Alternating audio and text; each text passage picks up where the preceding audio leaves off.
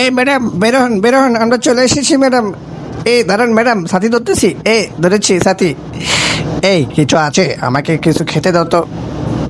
Madam এই যে cigarette আছে, সিগারেট ম্যাডাম এই যে নেন। বেড়া বলদা করে বলদা, আমি কি সিগারেট চাইছি? হ্যাঁ বেরো, এদিকে আসো। এহ, বেশি বুঝে, আশেপাশে কেউ নেই তো।